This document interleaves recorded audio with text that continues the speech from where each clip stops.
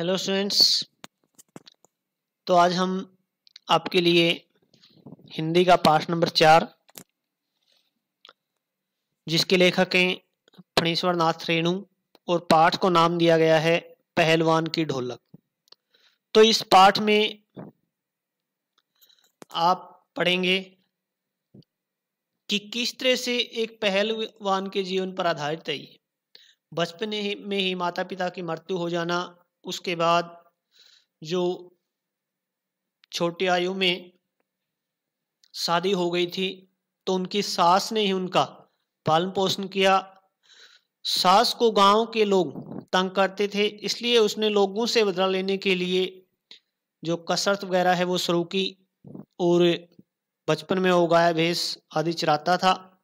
और आगे चल के किस तरह से एक दिन वो जो चांद सिंह नाम के पहलवान को हरा करके जो इलाके का क्षेत्र का सबसे प्रसिद्ध पहलवान बन गया।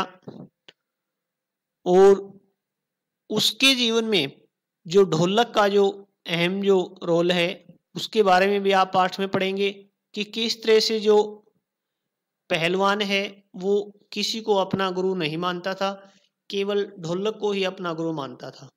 और उसका कहना था कि मैंने जो अपने दांव पेच है वो किसी से नहीं सीखे हैं, केवल मेरा गुरु है जो वो ढोलक है। तो इस तरह से लेखक बताना चाहता है कि आगे चल के उसके जीवन में क्या क्या जो परेशानियां आई या सुख और दुख भरा उसका जो जीवन की जो कहानी है वो आपके सामने प्रस्तुत करेंगे। तो पाठ नंबर 4, जिसको नाम दिया गया है पहलवान की ढोलक, तो आज हम इसको शुरू करते हैं।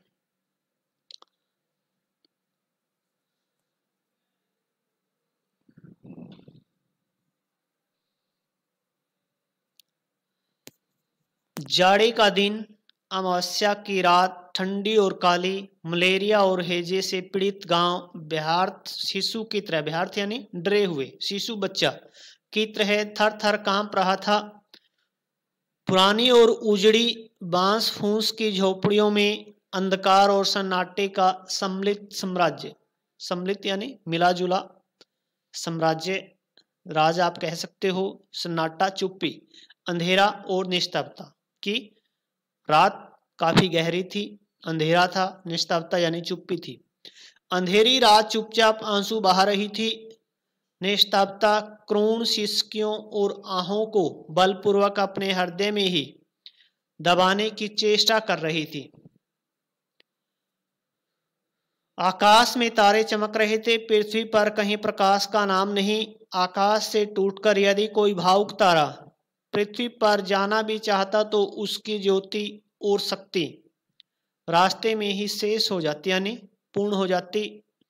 अन्य तारे उसकी भावुकता अथवा असफलता पर खिलखिलाकर हंस पड़ते थे। तो एक तरफ लेखक ने हमारे समाज पर भी एक कटाक्ष किया है कि किस तरह से यदि कोई संघर्ष करके आगे बढ़ना भी चाहता है तो उसकी असफलता पर जो बाकी जो लोग हैं वो कैसे हंस के खुशी मनाते हैं, उसको लेखक ने यहाँ कटाक्ष किया है उसके ऊपर। सियारों का क्रंदन और पेचक की डरावनी आवाज, सियार यानी गिद्दड़, क्रंदन रोना, पेचक जो चमगादड़ वगैरह जिसे आप कह सकते हो, उल्लू की डरावनी आवाज कभी कभी निस्तब्धता को अवश्य भंग कर देती थी। गांव की झोपड़ियों से कराहने और के करने, के यानी उल्टी करने की आवाज, हरे राम हे भगवान की टेर अवश्य सुनाई पड़ती थी। टेर यानी पुकार। बच्चे भी कभी कभी निर्बल कंठों से माँ माँ पुकार कर रो पड़ते थे, पर इससे रात्रि की निस्तब्धता में विशेष बाधा नहीं पड़ती थी, यानी थोड़ी देर जो चुप्पी टूटती थी उसके बाद फिर सन्नाटा छा जाता था। कुत्तों में परिस्थिति को ताड़ने की एक विशेष बुद्धि होती है। वे दिन भर राख के घुर्रों यानी ढेरों पर गठरी की तरह सिकुड़कर मन मारकर पड़े रहते थे। संध्या या गंभीर रात्रि को सब मिलकर रोते थे। रात्रि अपनी भीषणताओं के साथ चलती रहती और उसकी सारी भीषणता को ताल ठोक कर ललकारती रहती थी। सिर्फ पहलवान की ढोलक संध्या से लेकर प्रातः काल तक एक ही गीत से बजती, गति से बजती रहती, चटदा घिड़दा चटदा घिड़दा, यानी आजा भिड़ जा आजा भिड़ जा। बीच बीच में चटाक चटदा यानी उठाकर पटक दे उठाकर पटक दे। तो ढोलक की जो थाप के माध्यम से जो पहलवान है वो अपने जो पहलवानी के जो दांव पेच है उनको समझता था, इसलिए ऐसी आवाजें यहाँ बताई गई हैं। यही आवाज मृत गांव में जीवनी शक्ति भरती रहती थी। जीवनी यानी जीवन के प्रति उत्साही। लुट्टन सिंह पहलवान यों तो कहा करता था, लुट्टन सिंह पहलवान को होल इंडिया यानी सारे इंडिया भर के लोग जानते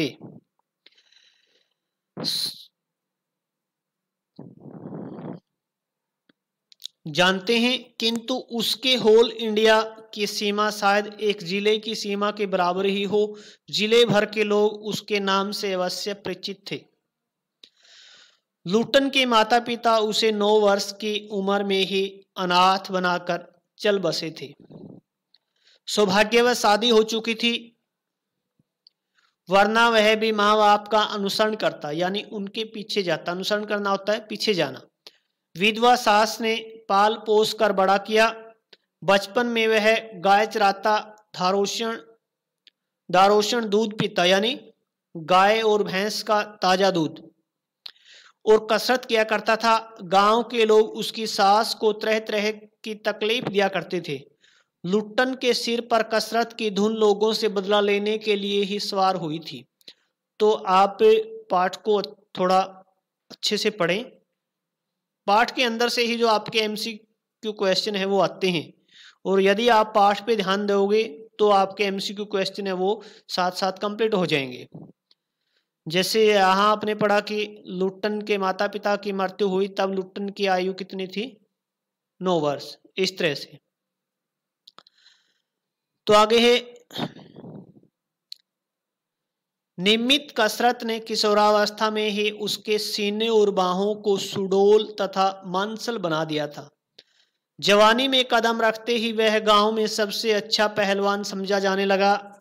लोग उससे डरने लगे और वह दोनों हाथों को दोनों ओर 45 डिग्री की दूरी पर फैलाकर पहलवानों की भांति चलने लगा। वह कुश्ती भी लड़ता था। तो ये उसके जीवन का जो परिचय आप कह सकते हैं। एक बार वह दंगल देखने श्यामनगर मेला गया। कुश्ती और दांव पेच देखकर उससे नहीं रहा गया। जवानी की मस्ती और ढोल की ललकारती हुई आवाज ने उसकी नसों में बिजली उत्पन्न कर दी। उसने बिना कुछ सोचे समझे दंगल में शेर के बच्चे को चुनौती दे डाली। यानी यह एक पंजाबी पहलवान था जिसे शेर के बच्चे की उपाधि है वो मिली हुई थी। शेर के बच्चे का असल नाम था चांद सिंह।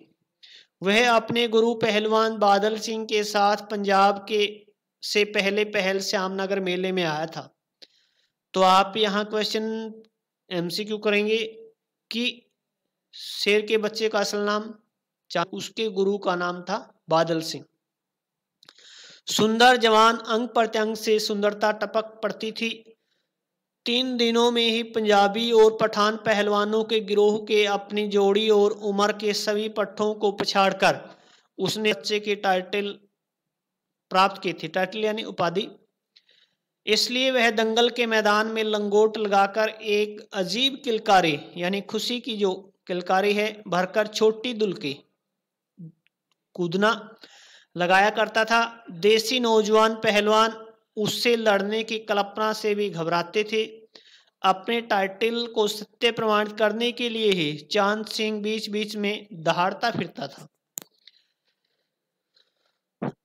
श्यामनगर के दंगल और शिकार प्रिय वृद्ध राजा साहब उसे दरबार में रखने की बातें कर ही रहे थे कि लुट्टन ने शेर के बच्चे को चुनौती दे दी।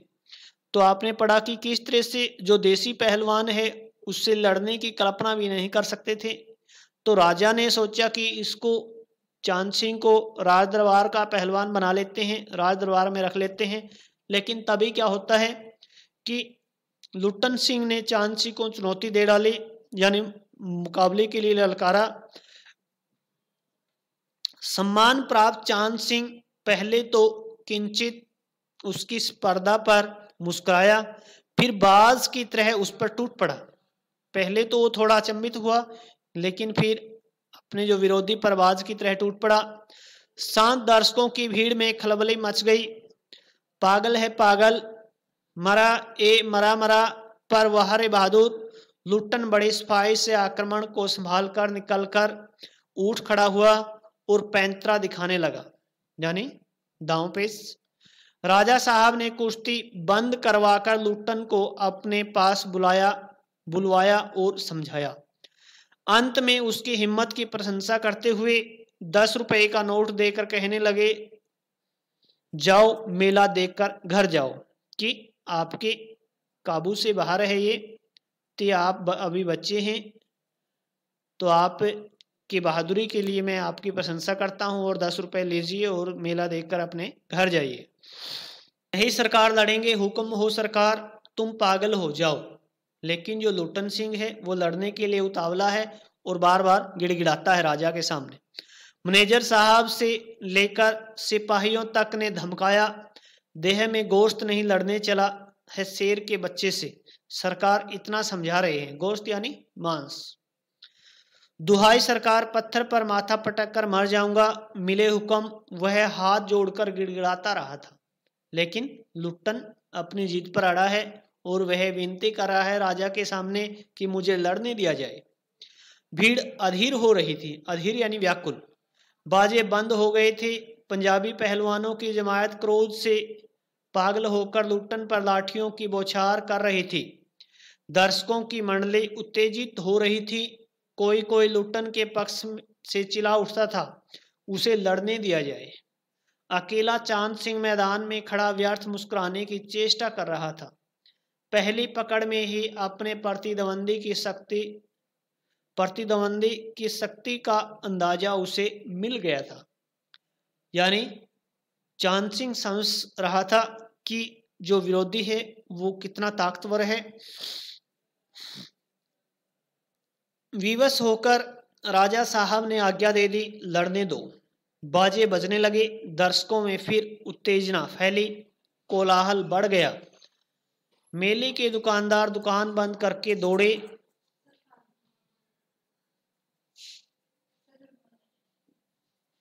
यहां चेक कर लो भाई, कॉपी निकालनी है, क्या करना आपने।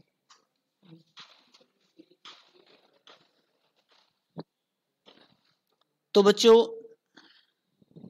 रुकावट के लिए थोड़ी खेद था, तो आगे है पाठ अपना।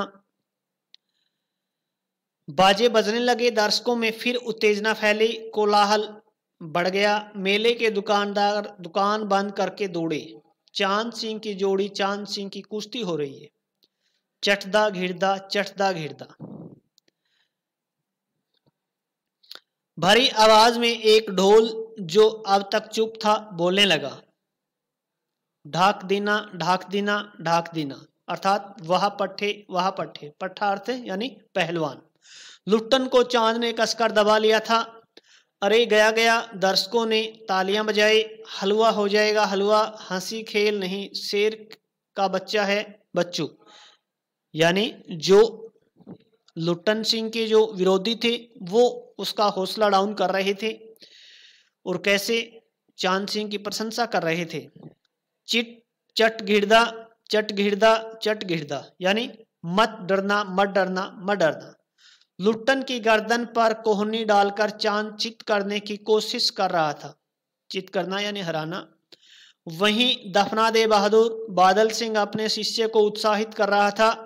लुट्टन की आंखें बाहर निकल रही थी, उसकी छाती फटने फटने को हो रही थी। राजमत बहुमत चांद के पक्ष में था। सभी चांद को शाबाशी दे रहे थे। लुट्टन के पक्ष में सिर्फ ढोल की आवाज थी, जिसकी ताल पर वह अपनी शक्ति और दांव पेच की परीक्षा ले रहा था, अपनी हिम्मत को बढ़ा रहा था। अचानक ढोल की एक पतली आवाज सुनाई पड़ी,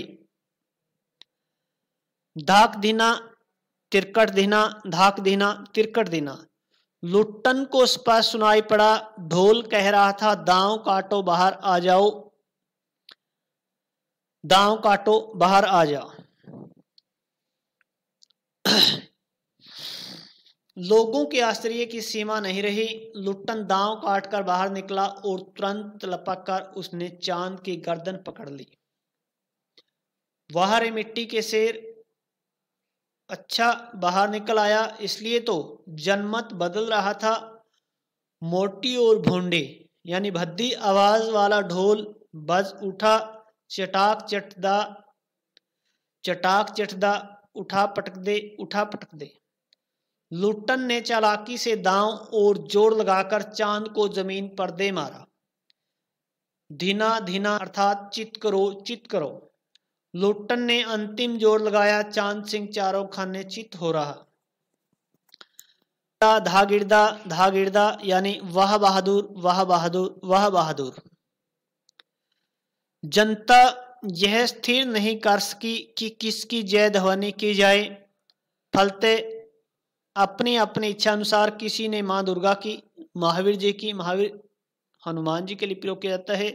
कुछ ने राजा श्यामानंद की जय ध्वनि की। अंत में सम्मिलित जैसे आकाश गूंज उठा। सम्मिलित यानी मिली हुई आवाज। विजय लुट्टन कूदता फांदता ताल ठोंकता सबसे पहले बाजे वाले की ओर दौड़ा और ढोलों को श्रद्धापूर्वक प्रणाम किया। फिर दौड़कर उसने राजा साहब को गोद में उठा लिया। राजा साहब के कीमती कपड़े मिट्टी से में सन गए। मैनेजर साहब ने आपत्ति की, हे अरे रे, किंतु राजा साहब ने स्वयं उसे छाती से लगाकर गदगद होकर कहा, जीते रहो बहादुर, तुमने मिट्टी की लाज रख ली। यानी जो बाहर से आए पंजाबी पहलवान को हरा करके तुमने अपनी जो मातृभूमि है उसकी लाज रख ली। पंजाबी पहलवानों की जमायत चांद सिंह की आंखें पोंछ रही थी। लुट्टन को राजा साहब ने पुरस्कृत ही नहीं किया, अपने दरबार में सदा के लिए रख लिया। तब से लुट्टन राज पहलवान हो गया और राजा साहब उसे लुट्टन सिंह कहकर पुकारने लगे। राज पंडितों ने मुंह बिचकाया, हजूर जाति का सिंह, कि ये जाति का शेर नहीं है, अर्थात उच्च जाति से संबंध नहीं रखता है।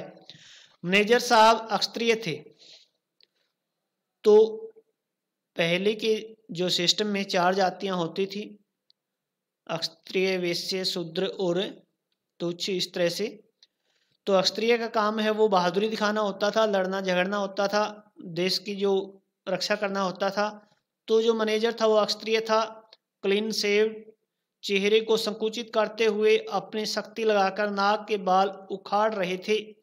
चुटकी से अत्याचारी बाल को रगड़ते हुए बोले, हाँ सरकार, यह अन्याय है कि आपने इसको राज दरबार में रख लिया है, लेकिन यह जाति का अक्षत्रिय नहीं है। राजा साहब ने मुस्कुराते हुए सिर्फ इतना ही कहा, उसने अक्षत्रिय का काम किया है। उसी दिन से लुट्टन सिंह पहलवान की कीर्ति यानी प्रसिद्धि दूर दूर तक फैल गई। पौष्टिक भोजन और व्यायाम तथा राजा साहब की स्नेह दृष्टि ने उसकी प्रसिद्धि में 4 चांद लगा दिए। कुछ वर्षों में ही उसने एक एक कर सभी नामी पहलवानों को मिट्टी सुहाकर आसमान दिखा दिया, अर्थात उन्हें अपने रास्ते से हटा दिया। काला खां के संबंध में यह बात मशहूर थी कि वह जो ही लंगोट लगाकर आले कहकर अपने प्रतिद्वंदी पर टूटता है, प्रतिद्वंदी पहलवान को लकवा मार जाता है। लुट्टन ने उसको भी पटक कर लोगों का भ्रम दूर कर दिया। यानी चांद सिंह के अलावा दूसरा पहलवान जो काला खां था, तो लुट्टन सिंह ने उसको भी पराजित करके लोगों का जो भ्रम था उसको दूर कर दिया। तो आज के लिए पाठ आपका इतना ही रहेगा। तो आप पाठ के जो अभ्यास के जो प्रश्न हैं वो जितने भी है 5-7 जो भी है वो आप लिख लेंगे पहले पाठों की तरह। और जो आपका काम ये अब हो रहा है, इसको आप ये न मानें कि ये दोबारा से क्लास में हो पाएगा, तो इसको आप ध्यान से करें।